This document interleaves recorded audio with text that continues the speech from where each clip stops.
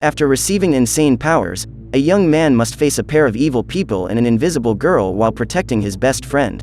Today we're going to recap the story of the movie, Ant-Boy 2, Revenge of the Red Fury, from 2014. While trying to steal a precious stone, two thieves are interrupted by a sudden voice. The guys follow the whispers, and one of them ends up being thrown away. Suddenly, a boy dressed as an ant appears and strikes the second man. He then knocks them both out with a blow between the legs. Even so, the men get up and try to attack the superhero, but they receive even more blows and are knocked down once again. Ida waits for her friend to enter the cinema. He hides his superhero cape under his clothes before entering the establishment. After the session is over, the girl asks Pell to the school dance, but the two are interrupted by screaming children. The young man leaves her alone and sets off to see if anyone is in danger. At the skating rink, some teenagers are playing hockey while a girl called Maria tries to balance on her skates. Suddenly, one of the bullies pushes her, causing her to fall onto the ice. The guys surround her, mocking her.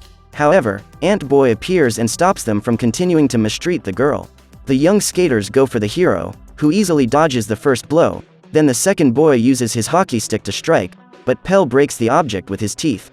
In an agile and surprising move, Ant-Boy tackles another opponent, throwing him away. Finally, the hero returns Maria's glasses, and she invites him to a party at school the next day. Even though Ida had already invited him, he agreed to be her new friend's date. When Maria gets home, she sees one of her father Mr. Mushayev's inventions, a red jacket full of trinkets. The prototype has the ability to make the person using it invisible. The man then tries to activate his invention, but it doesn't work, which dismays his daughter. The next day, Ant-Boy tries to do his necessities like anyone else, but ends up breaking the toilet with all the acid he releases. When he talks to his best friend Wilhelm, he gives him a type of capsule that is resistant to corrosive substances, so that the teenager can do his necessities without worrying. Afterwards, Pell notices Ida talking to a newcomer called Christian and goes over to them. The girl confesses that she saw him with another girl at the ice rink, yet he claims that he still intends to go with his best friend to the dance. Later, the hero pedals to Ida's house and receives a call from Wilhelm, who tells him that there has been a bank robbery in the town. He cancels his appointment with the young woman and sets off to solve the emergency. Meanwhile, Mr. Mushayev gives up trying to repair his prototype invisible jacket. Soon after, his daughter appears in a beautiful dress, ready to meet her hero. During the party, Maria is mocked by other schoolgirls, as she has been waiting for Ant-Boy to arrive for some time. Then Pell shows up at the party and finds himself at an impasse, not knowing which girl he should meet. He decides to go to Ida, who helps Christian with the sound at the party. He then changes the music that the teenagers have put on and ends up being booed by the other students. Faced with this situation, the hero leaves the stage sad, and ends up realizing that Maria is also lonely in a corner, but he doesn't go to her. Later, when she arrives home, the girl remembers her rejection and starts destroying everything in her room. During her moment of rage, she accidentally breaks her late mother's perfume. The next day, Maria finds the invisible jacket along with a note from her father, telling her to throw the prototype in the trash, since he can't do that with his own invention. As she throws the garment into the garbage can, a light suddenly comes on. After a few seconds, the jacket begins to glow and disappears in front of the young woman. After that, Maria sews the invisible jacket, adding a shimmering cape to the prototype. In the city's mental institution, a man called Albert, better known as the Flea, sings alone in his isolated cell, while two boys break into his old abandoned house. After breaking down the door to the house, the youngsters sneak around the rooms. They believe that the former resident was very powerful, having almost defeated Ant-Boy. Suddenly, they hear a noise coming from one of the rooms in the house, but they don't mind so much. After Alan tinkers with some kind of ancient instrument or radio, a secret door opens behind a cupboard in the wall, revealing an obscure corridor where armor is found. The two enter the alley, but are startled when they hear more noises. They find several jars on the shelves in the corridor. Opening one of them, the big boy takes a bite from the beetle inside. The insect ends up escaping from its prison, so Alan tries to capture it, but ends up getting bitten. Then the big boy starts to feel sick, dizzy and nauseous. Seconds later, his friend has the same symptoms. At the same time, Christian talks to Pell, saying that he's too ordinary to date Ida, which leaves him very disappointed. Soon after, on his way home, the hero comes across two teenagers wrecking cars in a completely devastated street. At the same moment, he puts on his Ant-Boy costume and tries to attract the attention of his enemies, who don't even care about him. When Pell approaches one of them, the big one throws him into a yard with superhuman strength. So the hooded group goes to him and the big guy manages to pick up a very heavy tree trunk to hit his opponent with. Just as he is about to throw the piece of wood at Ant-Boy, his eyes suddenly change color, indicating that he has lost his powers, so the boy drops his weapon on the ground. The other young man also loses his powers, so they both run away from the scene. At that moment, Maria appears on top of a tree and recognizes Pell's face under the Ant-Boy suit, discovering his true identity. At school, the hero tells Wilhelm about the young rebels, who call themselves Terror Twins, and his friend points out that Flea is influencing them, even though he is in prison. Soon after, Pell prepares to declare his love to Ida. However, his pants suddenly fall down, causing all the students in the hall to laugh at the boy.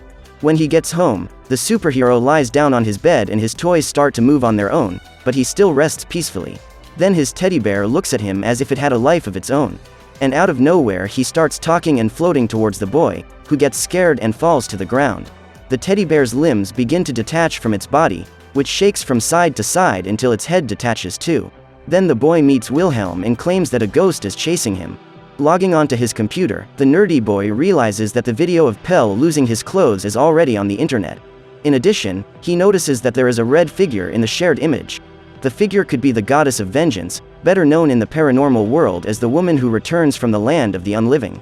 So they put together objects to hunt ghosts, such as a device that indicates electromagnetic disturbances and a thermographic goggle that reveals temperature changes.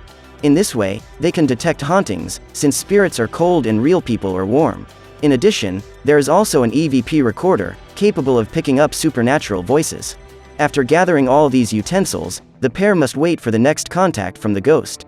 The next day at school, Ida apologizes to her friend for the embarrassment of losing his pants in front of the whole school.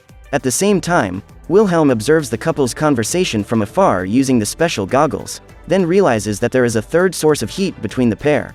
Suddenly, Pell's coffee cup is thrown at the girl against his will, causing her to leave the room hurt because she believes her partner did it on purpose.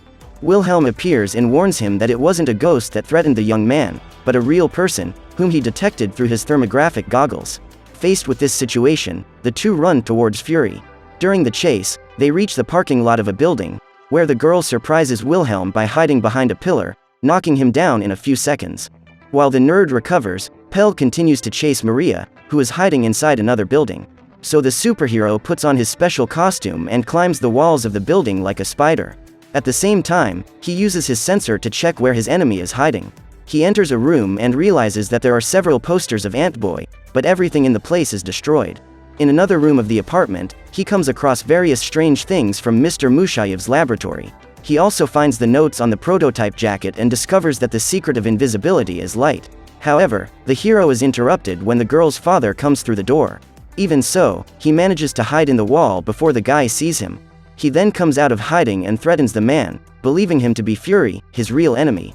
Suddenly, Maria tries to knock over a bookcase on top of the young man, but her father switches places with him to protect him and ends up taking the blow. In response, the superhero calls an ambulance to help the man. Later, Maria goes to the asylum to ask Ant-Boy's archenemy for help. The guy claims that his duo of followers, known as the Terror Twins, can help her defeat her adversary. The youngsters were bitten by an experiment, one of the strongest beetles in the world that has an armored body, passing on its characteristics to both of them. They're not that strong yet, as they need plant juice to become more powerful, while Ant-Boy needs sugar to stay strong. At the same time, Wilhelm admits to Pell that it doesn't make sense for Fury to have been destroyed, since the man tried to save the boy and was injured for it. So the man won't be leaving hospital anytime soon because of his broken leg. The superhero then goes to Ida's house to propose. However, he comes across Christian playing the guitar for his beloved, which makes him give up on his declaration. He returns home discouraged, but Wilhelm encourages him by saying that the world needs him, including his friends, so he gives him the Ant-Boy helmet. In the abandoned house, the pair of youngsters fire paint projectiles at a photograph of the superhero. They are interrupted when they hear a girl singing. When they check to see where the noise is coming from, they discover that it's just a record playing. The moment the big boy turns off the music, he realizes that his partner is paralyzed behind him by the ghost that has appeared on the scene. When they remove the sheet from the haunting, the boys discover that there is nothing under the cloth, without realizing that it is Maria in her invisible clothes. The girl takes a photograph of a deceased lady, pretending to be her ghost. She then convinces the duo to help her destroy Ant-Boy, because she wants to take his power and pass it on to the Terror Twins.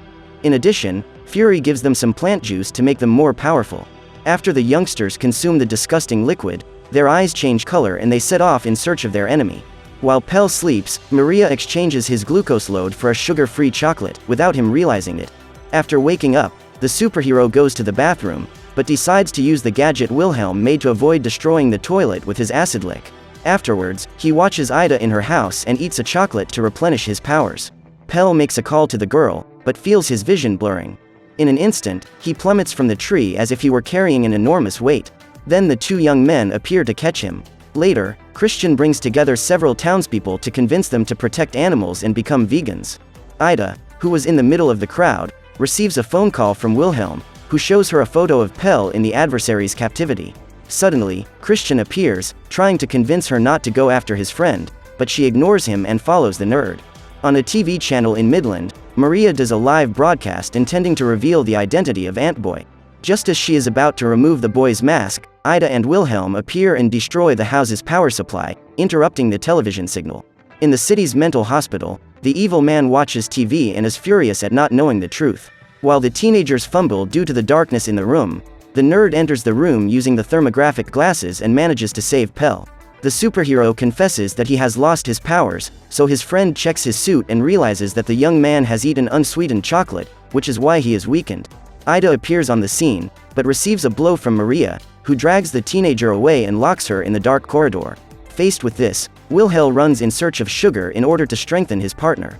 At the same time, the invisible girl enters the room and starts teasing Pell, so she opens a chest and takes out a plate. She then starts throwing all the dishes at the young man, who hides behind a table. Wilhelm looks for the sweets, but is surprised to realize that Alan has smashed the door with his own head. Pell continues to be attacked by several plates thrown in his direction. Inside the captivity, Ida inhales a green smoke and ends up losing her breath. Meanwhile, the superhero tries to escape from Fury, but receives an unexpected blow from her, which causes him to fall. He observes his opponent's footprints and concentrates to smell her scent, so he discovers that his enemy is Maria. Then he apologizes to the girl, who leaves in a hurry and goes to the bathroom crying. At the same time, the big boy surprises Pell, who tries to hit back, but his weak blow has no effect. The hero is then easily thrown. On the other hand, Wilhelm manages to dodge an attack from his opponent. Inside the dark corridor, Ida calls out for help to Ant-Boy, who is thrown from side to side by his opponent. In another room of the house, Maria holds a sweet in her hands and heads downstairs. The invisible girl interrupts the evil boy, who ingests more plant juice and threatens the young woman, causing her to disappear once again and flee the scene. While Ida faints inside the closed room, the big man puts Pell against the wall, but receives a blow to the back from Wilhelm. However, the nerd is easily knocked to the ground. When the teenager tries to capture the hero, he realizes that he is no longer there. The boy hides under the cloak of Maria, who gives him a chocolate bar so that he can regain his powers. Suddenly, Ant-Boy stands up and throws a powerful punch at his enemy, knocking him out. At the same time, Alan tries to get up with his head stuck in a piece of furniture, but he can't and ends up falling to the floor. Meanwhile, Pell rushes to Ida's captivity, but she is unconscious and showing no signs of life. The superhero tries to give the young woman first aid and begs her to get well.